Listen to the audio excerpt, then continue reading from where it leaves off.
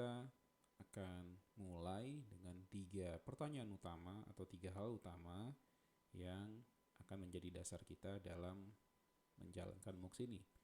Poin pertama yaitu adalah definisi dari mikrofluidik, lalu kita akan teruskan dengan perkembangan teknologi mikrofluidik, dan kita akhiri sesi kali ini dengan contoh aplikasi teknologi mikrofluidik. Ketika kita ingin menjawab pertanyaan apa itu mikrofluidik, maka akan muncul beberapa poin-poin yang harus kita jelaskan. Poin pertama tentu saja dari definisi secara harfiah tentang mikrofluidik itu sendiri. Lalu untuk menjelaskan lebih lanjut tentang apa itu mikrofluidik, kita akan melihat jawaban dari kenapa teknologi mikrofluidik itu penting. Lalu secara lebih mendasar kita akan melihat tentang scaling laws dan perilaku aliran fluida pada skala mikro. Lalu kita juga akan coba melihat bagaimana suatu teknologi mikrofluidik diciptakan atau metode fabrikasi yang umum digunakan untuk menghasilkan suatu platform yang berbasis mikrofluidik. Lalu setelah kita mempelajari metode fabrikasinya, kita akan melihat komponen-komponen penunjang apa saja yang dapat menunjang sistem mikrofluidik.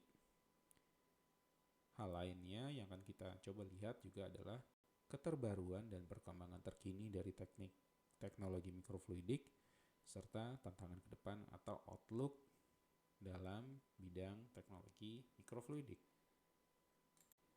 Ketika kita mencoba untuk mendefinisikan apa itu mikrofluidik, maka akan muncul pertanyaan-pertanyaan berikut atau poin-poin berikut. Pertama, tentunya kita perlu mendefinisikan atau mencari arti dari mikrofluidik. Lalu, kita juga akan mencari tahu kenapa teknologi mikrofluidik itu penting. Lalu, untuk mendapatkan penjelasan lebih lanjut, kita akan melihat ke hal yang lebih sedikit mendasar, yaitu scaling laws atau hukum yang mengatur penskalaan dan perilaku aliran fluida pada skala kecil atau skala mikro. Lalu kita juga akan coba melihat bagaimana suatu microfluidics chips ya sering kita sebut itu dibuat atau metode fabrikasi. Lalu kita akan melihat komponen-komponen penunjang dari sistem mikrofluidik. Lalu kita juga akan coba melihat keterbaruan dan perkembangan teknologi mikrofluidik serta tantangan ke depan atau outlook dari penelitian berbasis mikrofluidik. Secara harfiah, kita dapat mengartikan mikrofluidik sebagai bidang multidisiplin yang berhubungan dengan perilaku, manipulasi, dan kontrol fluida pada skala mikro. Di sini, kata kuncinya adalah skala mikro, di mana biasanya fluida mengalir pada kanal-kanal yang memiliki ukuran mulai dari puluhan hingga 100 mikrometer. Ukuran di sini dapat kita artikan sebagai diameter laluan. Melalui kanal berukuran kecil ini, dengan ukuran maksimum hingga ratusan mikrometer ini, kita dapat melakukan kajian-kajian yang berhubungan dengan sifat fisik atau sifat kimia dari fluida, baik itu gas ataupun cairan yang melewati kanal tersebut. Jika kita lihat dari timeline-nya, sejarah dari mikrofluidics itu bisa dimulai dari tahun 1950-an, di mana industri yang berbasis silikon mulai berkembang. Pada saat itu, pada tahun 1950-an, kita tahu adalah fenomena di mana chip komputer yang berbasis transistor atau mikroprosesor yang kita tahu saat ini mulai berkembang dan banyak digunakan. Jika pada tahun 1950-an microfluidics masih masuk ke dalam industri berbasis silikon tadi, baru di sekitar tahun 1980-an teknologi mikrofluidics mulai dianggap sebagai bidangnya tersendiri.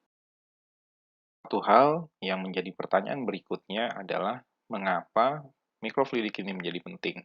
Untuk menjawab pertanyaan ini, kita bisa membandingkan platform berbasis mikrofluidik dengan fluida yang mengalir pada skala makro atau skala yang biasa kita lihat secara normal. Misalkan fluida yang mengalir pada pipa, yang ada di rumah atau industri misalnya. Nah, jika dibandingkan dengan fluida skala makro, fluida berbasis platform mikrofluidik itu memiliki 4 keunggulan. Yang pertama, tentu dari jumlah sampel yang lebih sedikit, karena ukuran kanal yang berukuran maksimum ratusan mikron tadi. Lalu waktu reaksi yang lebih cepat, dengan jumlah sampel yang lebih sedikit, tentu waktu untuk proses interaksi antara fluida menjadi lebih singkat. Lalu sensitivitas yang meningkat, dan portabilitas dengan ukuran yang lebih kecil sehingga peralatan bisa dibawa atau sifatnya lebih portable. Oleh karena itu, mikrofluidik juga sering disebut sebagai LOC atau singkatan dari Lab on a Chip. Jadi, di sini fungsi beberapa alat laboratorium dapat kita gabungkan ke dalam satu kanal yang memiliki beberapa fungsi peralatan laboratorium. Misalkan, alat untuk pencampuran dua fluida yang berbeda atau mixer, atau menggantikan fungsi pipet dalam menghasilkan droplet. Hal-hal tersebut dapat dikerjakan dengan menggunakan platform berbasis mikrofluidik, atau sering kita sebut sebagai lab on a chip, atau secara umum sering juga disebut sebagai microchannel. Urusan dengan fluida yang mengalir pada domain yang memiliki ukuran sangat kecil dalam satuan mikrometer atau mikron, maka kita perlu mempelajari hal yang disebut sebagai scaling laws atau hukum penskalaan. Hal ini karena jika dalam skala makro, fluida misalnya mengalir pada pipa dengan diameter yang ukurannya di atas misalkan 1 inci, maka pada skala mikrofluidik kita sering berhubungan dengan misalnya fluida yang mengalir pada channel yang memiliki ukuran lebih kecil daripada 100 mikron atau mikrometer. Diameter dalam hal aliran fluida sering disebut sebagai panjang karakteristik atau karakteristik length yang menjadi salah satu besaran fisis. Nah, besaran fisis ini juga sering digabungkan dalam bentuk bilangan tidak berdimensi. Salah satunya adalah bilangan Reynolds. Bilangan Reynolds adalah fungsi dari densitas fluida yang mengalir, kecepatan fluida, diameter yang dilewati oleh fluida, misalkan pipa, dan dibagi dengan viskositas fluida yang mengalir. Ketika fluida mengalir pada platform berbasis mikrofluidik atau microchannel, maka akan sangat sering bilangan Reynolds dari fluida yang mengalir tersebut lebih kecil daripada 1. Ini artinya efek viskositas menjadi lebih dominan. Oleh karena itu, dengan efek viskositas lebih dominan, maka perilaku fluida yang mengalir pada platform mikrofluidik akan juga didominasi oleh efek kapiler. Ini sering dituliskan dalam bentuk bilangan kapiler atau capillary number, atau sering tulis sebagai CA, yang merupakan fungsi atau rasio dari viskositas dan tegangan permukaan atau surface tension, atau sering ditulis sebagai tau. Pada aliran di platform mikrofluidik, bilangan kapiler atau capillary number itu cenderung lebih tinggi, di mana tegangan permukaan atau surface tension menjadi lebih dominan. Oleh karena itu, gaya kapiler atau capillary force dapat disebut sebagai gaya utama yang menjadi penggerak fluida bergerak pada sistem mikrofluidik. Skala penting dalam teknologi berbasis mikrofluidik adalah metode fabrikasi. Bagaimana cara kita membuat suatu platform mikrofluidik atau microchannel. Bagaimana cara membuat microchannel.